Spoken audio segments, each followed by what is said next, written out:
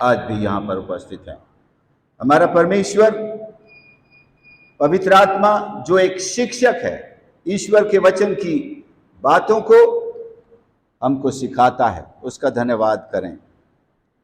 हमने पाप के विषय में पढ़ा था, प्रायश्चित के विषय में पढ़ा था और क्षमा के विषय में। वो बहुत संक्षेप में था, थोड़ा सा आज मैं विस्तार से इन चीजों को बताऊंगा और इस शिक्षा को समझना बहुत जरूरी है कि मनुष्य को परमेश्वर ने एक बहुत सुंदर वातावरण में रखा। उससे उत्तम वातावरण कोई हो नहीं सकता था। आज तक पृथ्वी पर इससे बेहतर एक एनवायरमेंट नहीं हुआ जिसमें आदम और हवा को रखा गया था। लेकिन वहां भी एक परीक्षा उनके सामने आई और हम कह सकते हैं कि वो परीक्षा में दोनों के दोनों असफल हो गए। और वो परीक्षा शैतान के द्वारा लाई गई।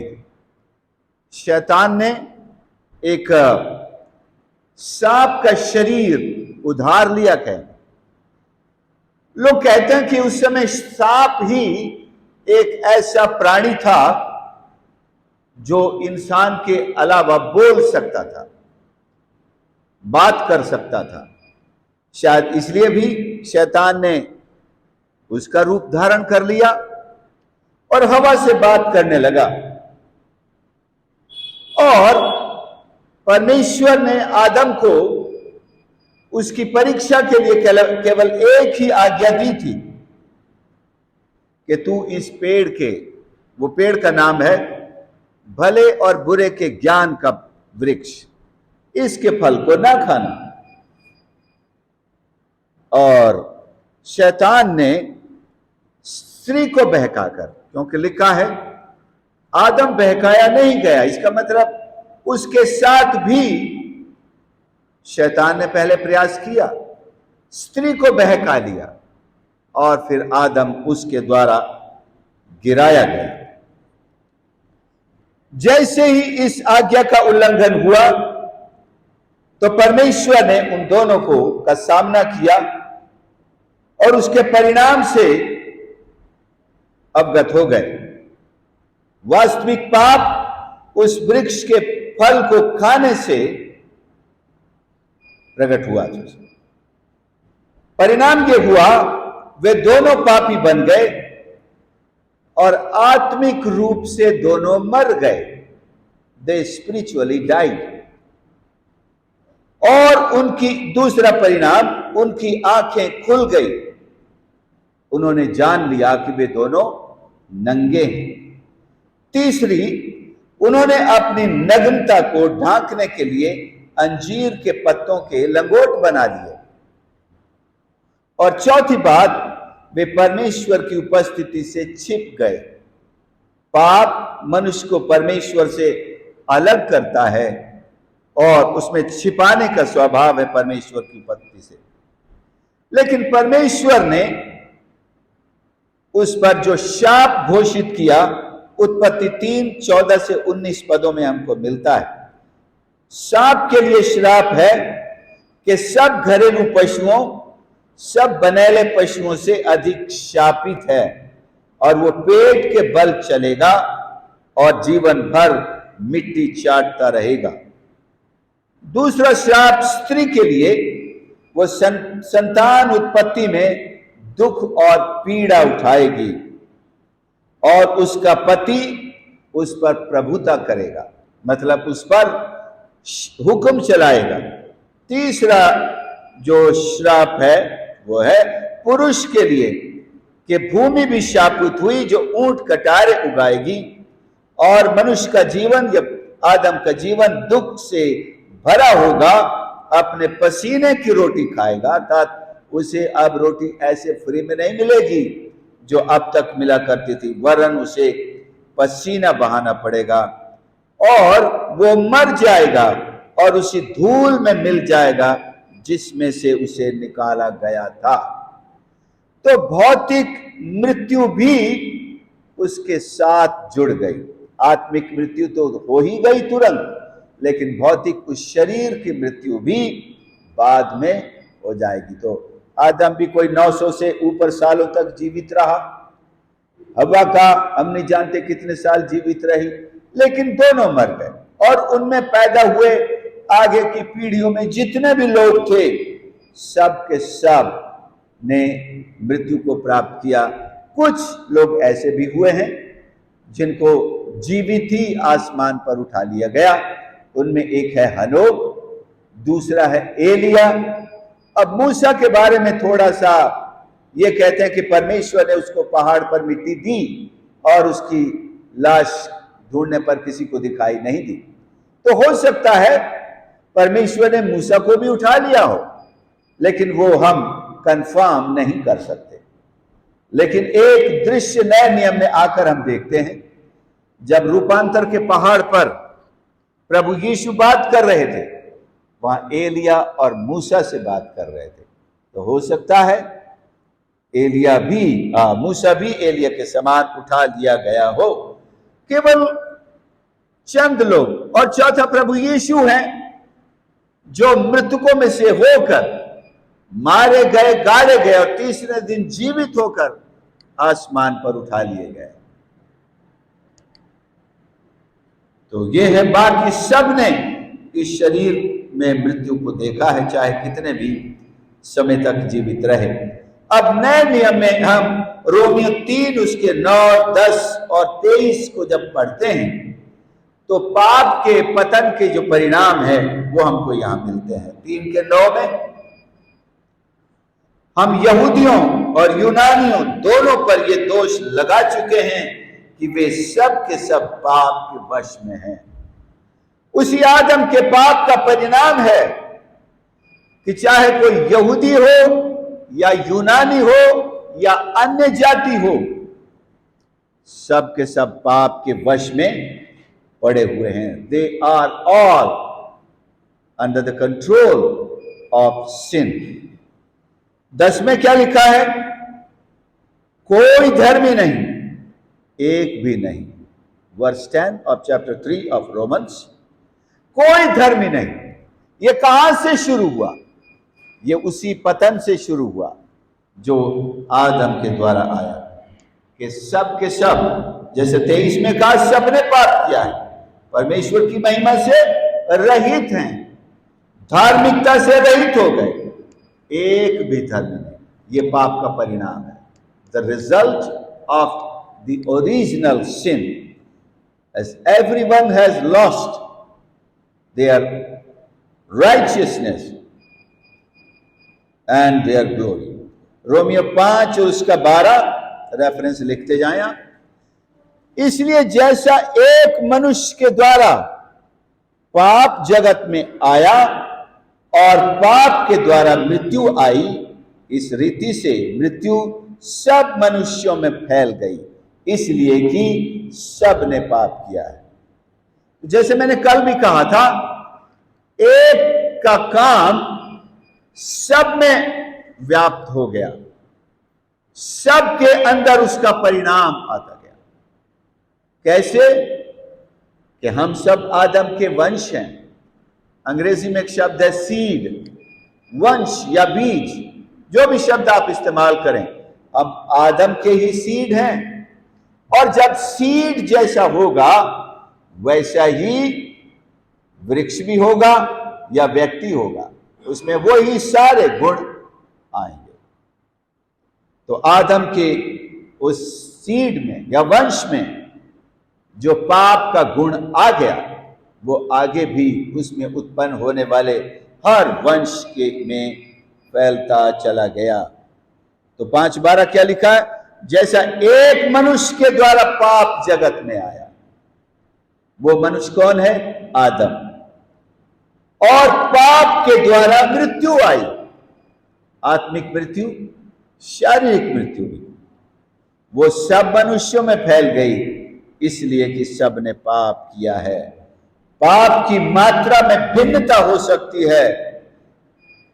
मात्रा में भिन्नता मतलब यह है कि अब उसका प्रकट होना जो दिखाई देता है वो हमको कहीं कम ज्यादा दिखता है, लोगों के एक्शन में कम ज्यादा दिख सकता है,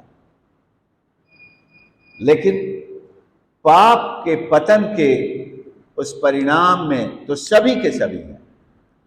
अब कोई कहता है कि ये बहुत बड़ा गुंडा, इसने इतना मर्डर किया, ये किया, लेकिन किसी के बारे में ये तो बेचारा बहुत सीधा है, इसने तो कभी गाली भी नहीं दिया, जैसे प्रभु यीशु के बारे में। केवल एक ही व्यक्ति है जो पूरी तरह निर्दोष और निष्कलंक है, बिना पाप के है, वह है प्रभु यीशु, क्योंकि उनका जन्म आदम के उस सीड में नहीं हुआ। जब मरियम को यह भविष्यवाणी दी गई थी, तब उसी समय साफ हो गया कि आत्मा तुझ पर, पवित्र आत्मा तुझ पर छाया करेगा और तू गर्भवती होगी और तू पुत्र जनेगी और वो परम प्रधान परमेश्वर का पुत्र कहलाएगा। वो आदम के वंश से नहीं है, सीड से नहीं है, भले मानवीय रूप में यूसुफ उसका पिता जरूर है, लेकिन हम कह सकते हैं कि यूसुफ के लिए यीशु एक गोद लिए हुए बालक के समान है।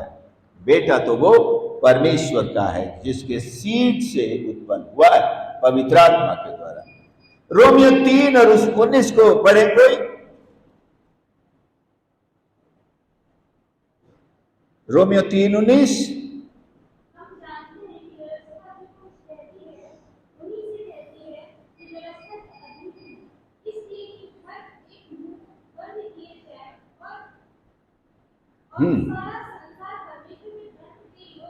व्यवस्था जो कहती है वो किससे कहती है?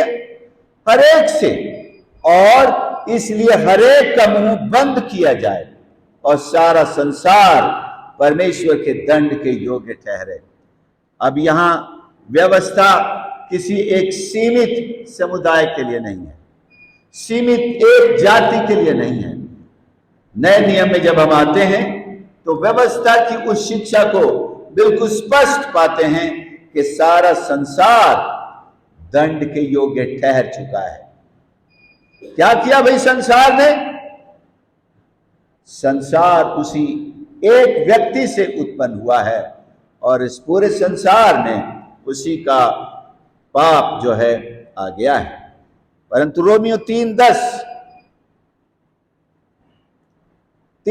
उसी को और स्पष्ट करता है। लोग सोचते हैं कि यदि वे मूसा की व्यवस्था का पालन कर लेंगे तो बच जाएंगे, लेकिन उनके बस का नहीं था। क्या कहता है?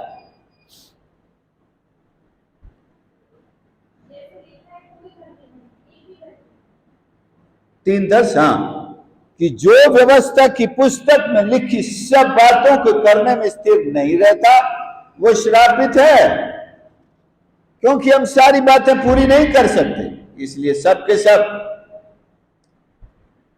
एक ही जैसे स्वभाव के शिकार हो चुके हैं। यूहन्ना 8:44 में प्रभु यीशु से शास्त्री फरीसी लोग जो याजकों में से थे, समाज को यहूदियों के समाज के से, वो आकर बहस करते हैं कि हमारा पिता तो अब्राहम है। प्रभु यीशु उनसे कहते हैं, तुम अपने पिता शैतान से हो और उसी की लालसाओं को पूरा करना चाहते हो। यदि अब्राहम से होते तो यीशु का विरोध नहीं करते, क्योंकि लिखा है अब्राहम तो यीशु का दिन देखना चाहता था। आदम को भी यह भविष्यवाणी दी गई थी कि स्त्री का वंश इस सर्प के सर को कुचलेगा। वो उसका दिन देखना चाहता था। सारे पुराने नियम के संत यीशु का दिन देखना चाहते थे कि एक दिन हम देखेंगे कि परमेश्वर का वो पुत्र जो सारे जगत का उद्धार करने के लिए आएगा, कैसे शैतान के सर को कुचलेगा। और वो हुआ। हजारों साल बाद जब प्रभु यीशु का जन्म हुआ, उन्होंने कलवरी के क्रूस पर शैतान का सर कुचला और जितनों ने यीशु पर विश्वास किया उन्हें स्वतंत्र किया उसने। अब शैतान का एक और काम इसके साथ ही हम देखते हैं, दूसरा कुरिन्थियों 4 और उसके 4 में शैतान और क्या करता है। एक तो शैतान ने ये किया, सबको पापी कर डाला। एक उसका काम,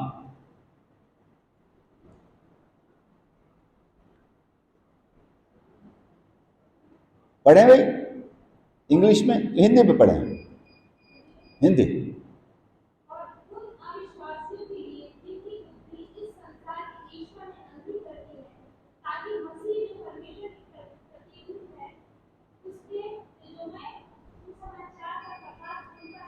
ये देखिए, आप सोचते होंगे लोग क्यों नहीं सच्चाई को मानते हैं, क्यों नहीं इस बात पर यकीन करते हैं कि यीशु उद्धार करता है। उसका कारण यहां पर है कि इस संसार के हाकिम या शैतान ने उन लोगों की जो अविश्वासी हैं, उनकी बुद्धि को, इस संसार के ईश्वर कहलाता है शैतान ही है ये, अंधी कर दिया है। लोगों की बुद्धि अंधी हुई पड़ी है। कई बार अपन भी कह देते हैं, अंधा हो गया क्या, दिखता नहीं है क्या, मतलब समझ नहीं आता क्या तुमको। तो ये बात सही है, शैतान ने सारे दुनिया के लोगों की बुद्धि को अंधा कर दिया है। कारण क्या है, क्यों किया? ताकि मसीह जो परमेश्वर का प्रतिरूप है, उसके तेजों में सुसमाचार का प्रकाश उन पर ना चमके। इन पर सुसमाचार का प्रकाश ही ना चमके। कैसे? मतलब इनको सुसमाचार समझ में ही नहीं आए। सुन तो लो चलो, लेकिन समझेंगे नहीं। जैसे वो बीज बोया गया, मार्ग किनारे पक्षी आकर उठा के ले गए, मतलब सुना उस व्यक्ति ने भी, लेकिन तुरंत शैतान ने उसके अंदर से ईश्वर के वचन को उड़ा दिया। मतलब वो भूल गया, उसको भुला दिया। क्या सुना था? घर में जाते हैं, कई बार पूछते हैं ना, क्या किस वचन पे प्रचार हुआ, क्या प्रचार था? ओ प्रचार तो बहुत अच्छा था, लेकिन मैं भूल गया। होता है ना। तो शैतान विश्वासियों के साथ भी यही करता है कि जो वचन बोया जाता है उसको उड़ा दे, वो भूल जाए। लेकिन कहीं कहीं वे उस वचन को अपने जीवन पर प्रैक्टिकली उतार लेते हैं, लागू कर देते हैं, और वो फल लाता है। तो फिर उसके जीवन में वो याद भी रहता है। तो क्या किया कि तेजों में सुसमाचार का प्रकाश उन पर ना चमके। आज भी शैतान यही करता है कि सुसमाचार का प्रकाश किसी पर भी नहीं चमकना चाहिए। आप सुनाते रहो। तो 3-4 तरह का जमीन है, झाड़ियों वाली, पथरीली और मार्ग के किनारे, और अच्छी भूमि चौथी, वो अच्छी भूमि बनने ही नहीं देता है। अच्छी भूमि में भी पूरा पूरा नहीं लाया हो, कोई 30 गुना, कोई 60 गुना, कोई 100 गुना। हर एक अच्छी जमीन में भी वो रुकावट डालता है, वहां भी 100 गुना प्रतिफल ना ला सके, लेकिन हमको 100 गुना प्रतिफल लाने की आशीष परमेश्वर देता है। एक और बात हम सीखें कि मनुष्य की संपूर्ण जो प्रकृति है, नेचर है, आत्मिक हो, नैतिक हो, मानसिक हो, शारीरिक हो, सब पाप के प्रभाव से प्रभावित हो गई है। नैतिक रूप से भी, कहते हैं ना, कोई नैतिकता ही नहीं बची इस आदमी में। रोज टीवी में भी सुनते हैं, समाचारों में भी पढ़ते हैं हम, इंसान की नैतिकता का स्तर बिल्कुल शून्य पर आ गया है। यह शैतान का एक काम है, नैतिकता को भी छीन लेता है। दूसरे, आत्मिकता, वही तो शुरुआत का परिणाम हुआ। आदम पहले आत्मिक था, परमेश्वर के साथ संगति करता था, उसकी बातें सुनता था, लेकिन जब पाप में गिर गया, उसके अंदर से सारी आत्मिकता चली गई। और मानसिक रूप से भी, कहते हैं ना, इसका तो दिमाग खराब हो गया। दिमाग मतलब उसकी मानसिक स्थिति। शैतान सबकी मानसिक स्थिति खराब कर देता है, अपने खेल का मैदान बना लेता है। बुरे बुरे जितने विचार पैदा होते हैं वो वहीं पर पैदा करके खेलता रहता है, कल्पना करता रहता है। सब बुराइयां पहले उसके मन में हो जाती है, उसके बाद वो जब कंट्रोल में नहीं होता तो फिर एक्शन में वो बुराई करता है। जैसे लिखा है, अभिलाषा गर्भवती होकर, दिमाग में विचार पैदा होता है या मन में विचार होता है। जब उस विचार को पकड़कर एक आत्मिक रूप से गिरा हुआ, नैतिक रूप से पतित व्यक्ति, मानसिक रूप से विकृत व्यक्ति विचार करता रहता है, वो शरीर की अभिलाषा बन जाती है, शरीर की इच्छा बन जाती है। चलो ऐसा करके देखता हूं मैं क्या होता है, करके देखता हूं क्या होता है। जब वो करके देखता है तो वो उसके कारण लिखा ना, जब वो गर्भवती होती है पाप को जन्म देती है और पाप मृत्यु को उत्पन्न करता है। जब पाप कर बैठेगा तो मृत्यु के गोद में चला जाएगा। इफिसियों 5:18, कुरिन्थियों 2:14 में हमने जैसे देखा है, ये बुद्धि को अंधेरा कर देता है। नंबर 1, मनुष्य के स्वभाव में उसकी बुद्धि को शैतान अंधेरा कर देता है। दूसरी, हृदय को छल और कपट से भर देता है। जो पापी स्वभाव का व्यक्ति है उसके हृदय में छल और कपट ये भर जाता है।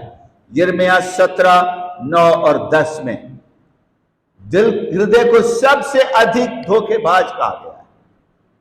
The heart is deceitful above all, सबसे बढ़ करके हृदय जो है छल और कपट करने वाला।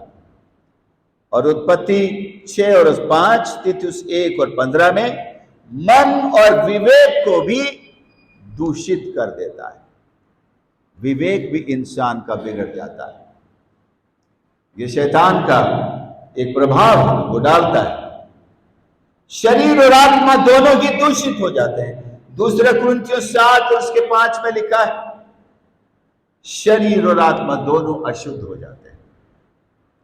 बोथ आर पॉल्यूटेड और बिकम अनहोली। एक और पॉइंट है, इच्छा दुर्बल हो जाती है। मनुष्य की इच्छा कमजोर हो जाती है। कई बार किसी बुराई को छोड़ते समय उसकी इच्छा बड़ी कमजोर रहती है। 2 दिन उससे दूर रहेगा, तीसरे दिन फिर पी के आ जाएगा, है ना। बोला तुमने तो कसम खाई थी, क्या करूं, 2 दिन तो मैं दूर रहा, बहुत मुश्किल हो गया। वो सामने से निकल रहा था और पुराने दोस्त खड़े थे, उन्होंने बुला लिया। इच्छा दुर्बल हो जाती है, कमजोर हो जाती है। जो कोई बीड़ी सिगरेट पीना छोड़ देता है, 2, 4, 5 दिन बाद कहीं से निकल रहा हो, लोग पी रहे हो, धुआं अगर नाक में चला जाए तो वो दुर्बल इच्छा और दुर्बल हो जाती है। देना यार जरा एक सुट्टा देना। अगर उसी माहौल में लौट कर जाएगा, उसी माहौल को देखेगा, उस संगति को देखेगा, तो उसकी वो कमजोरी फिर से उसको पाप में गिरा देती है। रोमियो 7 और उसका 18 पढ़े। पौलुस भी कहता है, उसमें भी उद्धार पाया हुआ व्यक्ति है, मिशनरी है, प्रचारक है, प्रेरित है, उसको भी इस बात से परेशानी होती है कि शरीर के कारण जो वो करना चाहता है वो तो नहीं कर पाता, और जो नहीं करना चाहता वो कर बैठता है। पढ़ेंगे।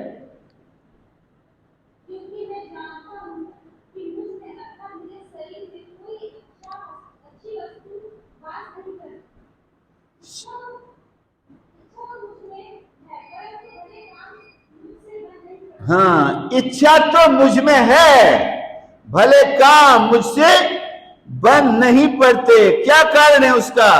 कि ये जो शरीर है ये दुर्बल है, ये विपरीत चलता है,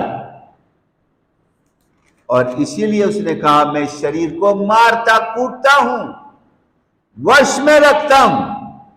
जब शरीर किसी वासना की इच्छा करता है, कहते चुप, इस गली में जाना नहीं, ये सोचना नहीं, ये मिलेगा नहीं, ये नहीं होगा, ये मैं नहीं करूंगा। इस शरीर को हर समय हम अपने नियंत्रण में रखते हैं और इसमें परमेश्वर भी अनुग्रह देता है। जो लोग प्रतिज्ञा करते हैं, ठान लेते हैं, परमेश्वर के अनुग्रह में खड़े हो जाते हैं, परमेश्वर भी उनको अनुग्रह देता है और फिर हम जयवंत हो जाते हैं शरीर की क्रियाओं पर। गलतियों 5 और उसके 16 में लिखा है, शरीर की क्रियाओं को मारना। 5 और 16 गलतियों, पर मैं कहता हूं आत्मा के अनुसार चलो तो तुम शरीर की लालसा किसी रीति से पूरी ना करोगे।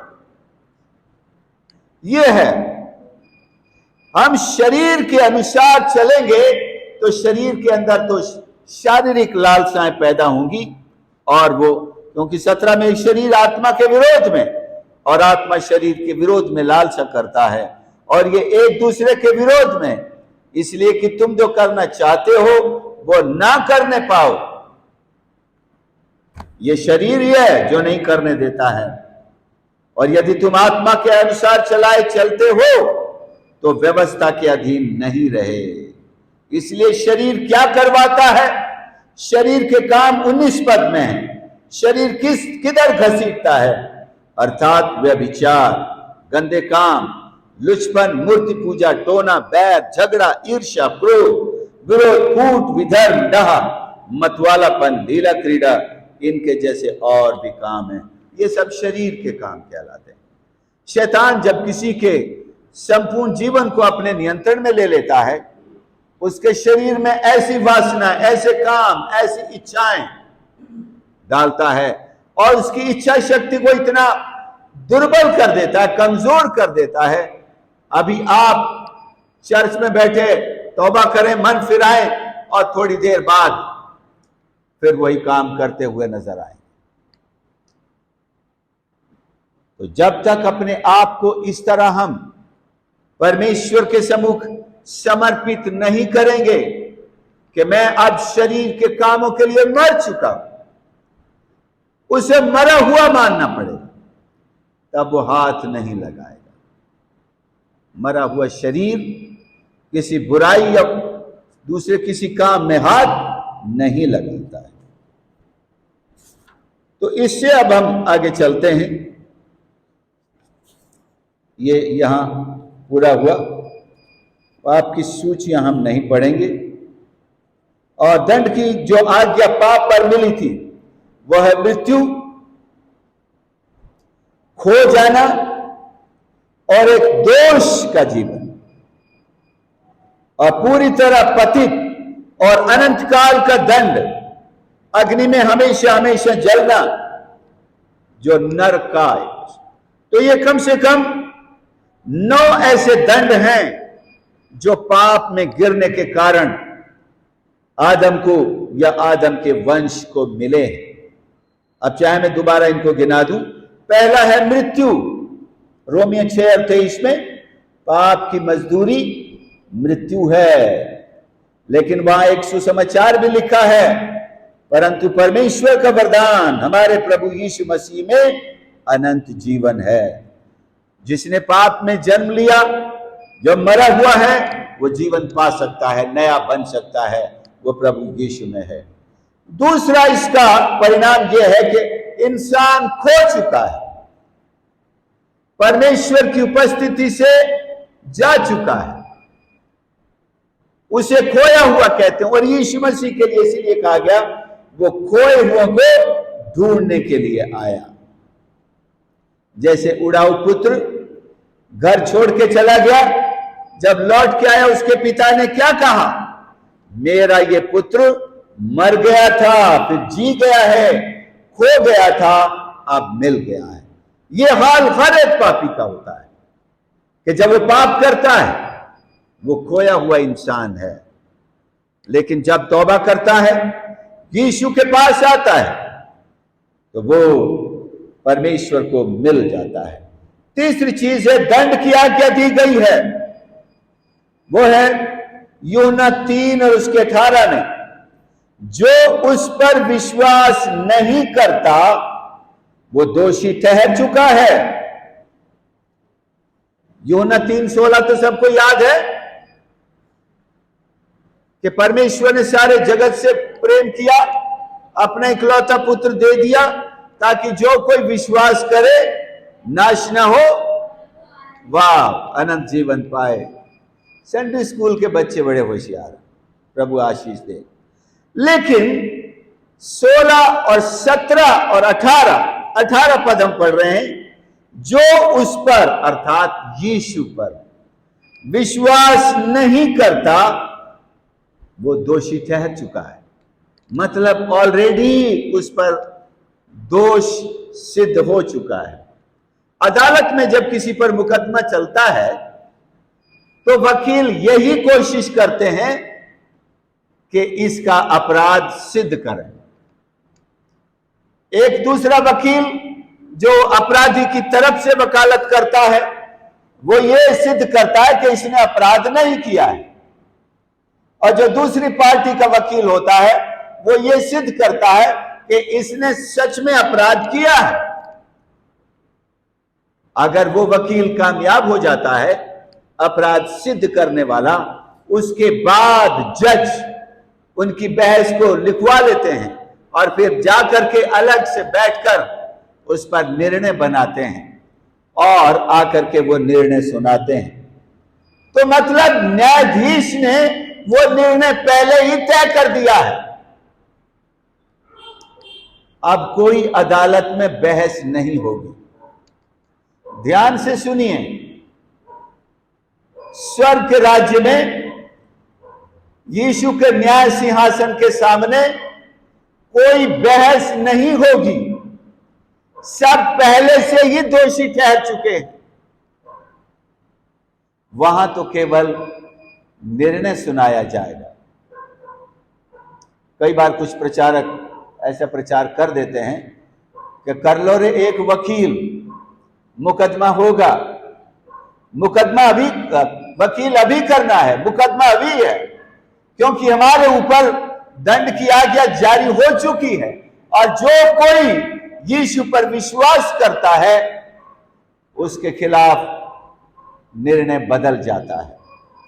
वहां कोई सुनवाई नहीं है ऐसी कि हाँ भाई अपना वकील लाए हो जो कहे हाँ प्रभु इसने तो कुछ नहीं किया है, और दूसरा वकील कहे देखो तुम आदम में जन्मे हो, तुमने आदम में जन्म, पाप में जन्म लिया है, उससे तुमने छुटकारा पाया कि नहीं? तुमने यीशु को तुम्हें ग्रहण करना चाहिए था, पापों की क्षमा मांगनी चाहिए थी, वो तो हमने नहीं किया। तो ये पहले ही ये तय हो चुका है। लेकिन आज जीवित रहते हुए दंड की आज्ञा से बाहर आने का एक मौका है, अवसर है कि हम यीशु के पास आएं और उससे क्षमा मांगें और वो हमें माफ कर दे और वो हमें अनंत जीवन दे देगा। क्योंकि पाप अनंत मृत्यु की तरफ, मैं आगे इसको बताऊंगा, लेकर जाएगा। लेकिन जो क्षमा प्राप्त कर लेते हैं वो अनंत जीवन में चले जाते हैं। तो दंड की आज्ञा उनके लिए निकल चुकी है, क्योंकि उन्होंने परमेश्वर के इकलौते पुत्र के नाम पर विश्वास नहीं किया। यह लिखा है 18 में। तो सारे जगत के लिए एक ही नाम है, परमेश्वर का इकलौता पुत्र अर्थात प्रभु यीशु मसीह, और उन्होंने उस पर विश्वास नहीं किया। और इससे अगली बात है दोष। पीड़ित व्यक्ति का अपना विवेक भी उसे दोषी ठहराता है। अब एक बार जब अब्राहम और इसहाक से भी वही गलती हुई, उत्पत्ति 26 में हम जाएं तो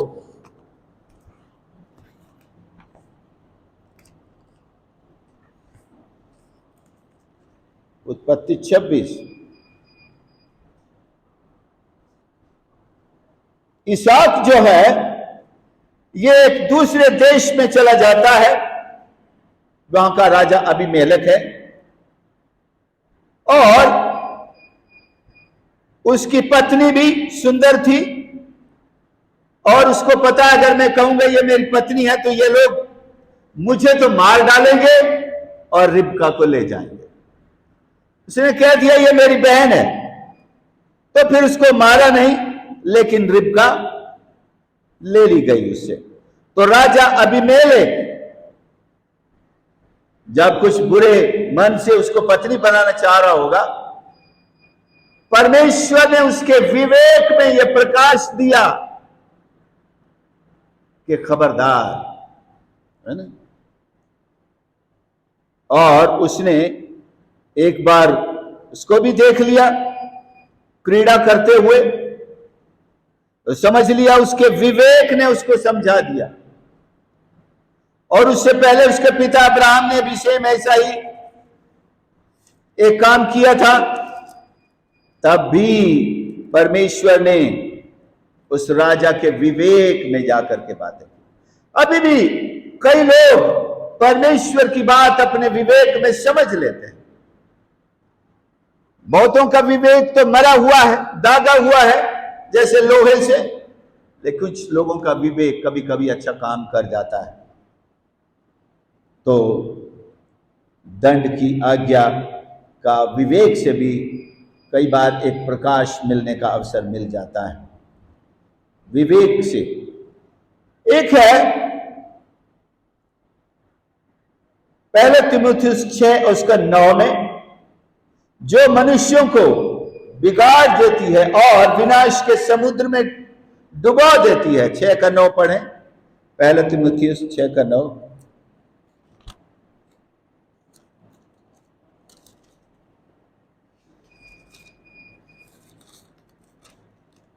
मैं पढ़ता हूं, चलो नहीं मिला तो। पर जो धनी होना चाहते वे ऐसी परीक्षा और फंदे में बहुत सी व्यर्थ और हानिकारक लालसाओं में फंसते हैं, जो मनुष्यों को बिगाड़ देती है। लालसाएं, लालसा भी एक इच्छा होती है जो इच्छा से ज्यादा मजबूत होती है, कि मतलब मुझे करना है, करना ही है, तब वो लालसा बन जाती है। कोई इच्छा पहले हो सकता है मिल जाए तो ठीक है, हो जाए तो ठीक है, लेकिन जब वही चीज इतनी मजबूत इच्छा बन जाती है कि नहीं, इसके बिना मैं नहीं रह सकता, तब वो लालसा की श्रेणी में आ जाती है। लिखा है लालसा जब बढ़ जाती है तो ऐसी परीक्षा बन जाती है कि उसमें वो फंस जाता है और मनुष्य को बिगाड़ देती है। और विनाश का समुद्र, इंग्लिश में है पर्डिशन। ऐसा पर्डिशन एक ऐसा गड्ढा है या कुआं है जिसका पैंदा नहीं है, बॉटमलेस पिट। एक बार गिरा तो बस गिरता ही चला जाए, गिरता कहीं अटकने की जगह ही नहीं है। कब तक गिरेगा भाई? कईयों के बारे में लोग कहते हैं ना, अरे कुछ तो हद होती यार, कुछ तो हद होती है, कहीं तो थोड़ा रुको, छोड़ दो, एक आध बुराई तो छोड़ दो। लेकिन नहीं, कल्पना नहीं कर सकते कि बुरा आदमी कितने बुराइयों में उतरता और गिरता चला जाता है, गिरता चला जाता है, गिरता ही चला जाता है। तो अगर और कितना गिरोगे भाई, उसके गिरने की कोई नीचे पैंदा ही नहीं है, वो गिरता ही चला जाएगा। तो लालसा इंसान को, जिसके शरीर में पाप राज करता है, जिसकी इच्छाएं पाप की गुलाम है, जिसका पूरा शरीर पाप के स्वभाव का गुलाम है, और अगर उसमें इच्छा और लालसा बन जाए और वो गर्भवती होकर पाप को ऐसी जन्म देती जाए जिसके रोकने का कोई वो नाम नहीं। और यहूदा के 7 पद में लिखा है, ऐसे लोगों के लिए वे अनंत आग के दंड में जलते रहेंगे। तो इनके लिए एक तो अग्नि है, दंड क्या मिलेगा इनको? अग्नि में जलना। इसलिए तो धनवान को इतनी प्यास लगी। घर में तो उसने शायद एसी बना रखा होगा उस जमाने में। उस जमाने में भी घर को ठंडा करने का कुछ तरीका होगा, उसने बना रखा होगा। हम देखते हैं ना राजाओं के महलों में भी क्या वो बैठा करके गीला करके वो हवा करते रहते। कूलर लगाने से पहले अपन ने भी कुछ कुछ उपाय किए थे ठंडा करने के। चलो जो जैसा भी, लेकिन अब यहां वो एक ऐसी अग्नि में तड़प रहा है। अभी उससे भी, न्याय के बाद तो उससे भी ज्यादा भयंकर उस जगह पर वो जाने वाला है। तो पहला तो उसे अग्नि में सजा मिलेगी और ये इसका अंत नहीं होगा, अनंत अग्नि है। और उसे ही कहा है प्रकाशित हुआ के 20 और उसका 14 में, अधोलोक की आग की झील में डाले गए वे सारे पापी जिन्होंने उद्धार नहीं पाया। उनको अगर जिंदा थे तो वहीं से लेकर उनके मिट्टी के शरीरों को बदलकर, या मुर्दा पड़े थे जो जिंदा करके उनके शरीरों को आत्मिक शरीर में, वो शरीर नहीं जो विश्वासियों को मिलेंगे, इनको आत्मिक शरीर है, आत्मा ही है, उनको वहां पहुंचाकर क्या लिखा है प्रकाशित हुआ के 20 और 4 में, और मृत्यु और अधोलोक की आग की झील में डाले गए। ये आग की झील दूसरी मृत्यु है और वहां से निकलना असंभव ही नहीं, नामुमकिन। जो भी नेगेटिव उसके लिए कर सकते हैं, वहां से कोई वापस नहीं आ सकता, वो तो भुगतना ही भुगतना है। लेकिन आज सबके लिए उपाय है। परमेश्वर ने पाप का इलाज किया है। यूहन्ना सुसमाचार पहला अध्याय 29 पद, तो क्या है? देखो ये परमेश्वर का मेमना जो जगत का पाप उठा ले जाता है। कौन था ये मेमना? प्रभु यीशु मसीह, जो यूहन्ना से बपतिस्मा लेने के लिए आ रहा था। परमेश्वर ने आत्मा के द्वारा उस पर यह प्रकट किया कि यह है वो मेमना, क्योंकि अभी तक यहूदियों के पाप उठाने के लिए मेमने का बलिदान मंदिर में किया जा रहा था। हर परिवार एक मेमना लेके आता था, परिवार का मुखिया मेमना लेके आता था और उस मेमने पर अपने हाथ रखते थे और याजक उस मेमने को वेदी पर ले जाकर बलि करता था और उसके खून को वेदी पर चढ़ाता था और उसमें बाहर आकर उंगली डुबो करके जो मेमना लाया था उसके ऊपर, उसके परिवार के ऊपर भी छिड़क देता था, जाओ तुम्हारे पाप क्षमा हुए। ये चल रहा था। लेकिन वो तो हर साल, हर त्योहार पर, हर बार जब भी कोई पाप करता फिर मेमना लाना पड़ता था। लेकिन परमेश्वर ने अपना मेमना भेजा जो एक बार वध हुआ, एक ही बार क्रूस पे चढ़ाया गया सारे जगत के लिए और सब के सब पापों को उठा ले जाता। यूहन्ना की पत्री, पहली पत्री 3 अध्याय 5 में, यूहन्ना की पहली पत्री पे आ जाए।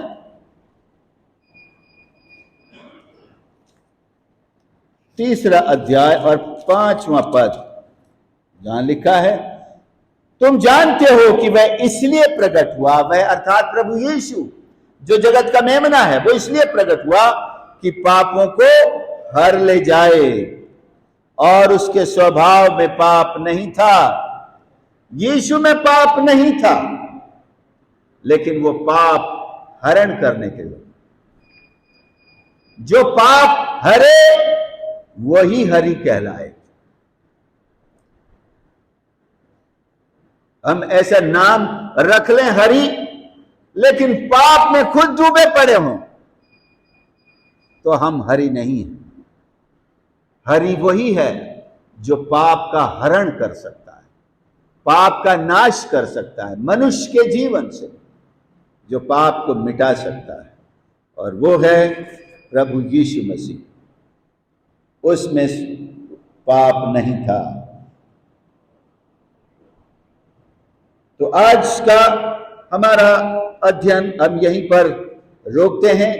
कल हमारा क्षमा और बपतिस्मे पर दोनों विषयों पर अध्ययन रहेगा, और हम अपने आप को